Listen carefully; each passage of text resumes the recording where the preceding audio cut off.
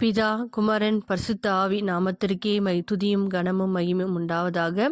இன்ற நாளுக்காக நம்ம தியானிக்க போகிற தலைவு சரீரத்தின் நியாயத்தீர்ப்பு. நம்ம போன வீடியோவில் ஆத்தும நியாயத்தீர்ப்பு பற்றி பார்த்தோம். இப்போ கர்த்தராகிய ஆண்டவர் என்ன சொல்கிறார்னா 2 கொரிந்தியர் 5ஆம் அதிகாரம் 10ஆம் வசனத்தில், சரீரத்தில் அவனவன் செய்த நன்மைக்காவது தீமைக்காவது தக்க பலனை அடையும்படிக்கு நாம் எல்லாரும் கிறிஸ்துவின் நியாயஸ்தானத்திற்கு முன்பாக வெளிப்பட வேண்டும். கர்த்தருக்கு பிரியமானவர்களே, இந்த வசனத்தை நம்ம நிதானமாய் தியானித்தோம் என்றால், சரீரத்தின் பாவங்கள் அனைத்துக்கும் நன்மை தீமை எல்லாவற்றிற்கும் ஆண்டவருக்கு முன்பாக நியாயஸ்தானத்திற்கு முன்பாக நம் நியாயம் ஒப்புவிக்க வேண்டும். அதாவது கணக்கு ஒப்புவிக்க வேண்டும். நம்ம ஆத்மா எண்ணங்களை நினைச்சாலும் கணக்கு ஒப்புவிக்க வேண்டும். சரீரத்தில் நம்ம செய்கிற பாவங்கள், பிறருக்கு விரோதமாய் நம்ம அவங்க விரோதமாக அடிக்கிறது, அவங்க கொலை பண்ணுறது, விபச்சாரம் பண்ணுறது, வேசித்தனம் பண்ணுறது, இது எல்லா கர்த்தருக்கு விரோதமான எல்லா காரியங்களிலும் இந்த சரீரத்தில் நம்ம செய்கிற எல்லா இந்த கண்கள் கைகளினால் எல்லாவற்றினால் நாம் செய்த எல்லா பாவத்துங்களுக்கும் நம்ம கணக்கு ஒப்புவிக்க வேண்டும்.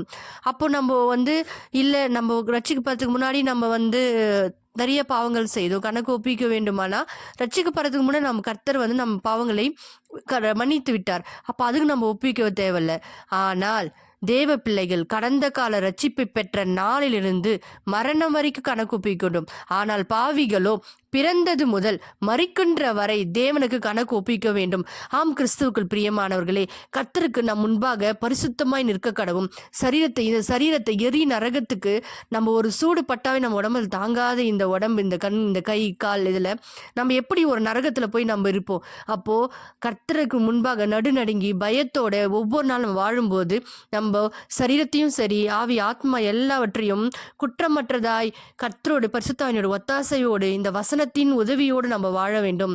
அப்படி நம்ம உதவியோடு வாழும்போது நம்ம கர்த்தருக்கு முன்பாய் நிற்கும்போது கர்த்தர் தாமே நம்மளை பரலோக ராஜ்யத்திற்குள் எடுத்து செல்லுவார். ஆனால் அப்படி இல்லை என்றால் நாம் எரி நரகத்திற்கு ஏதுவாய் இருப்போம்.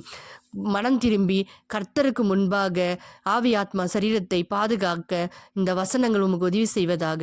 ஆமேன்.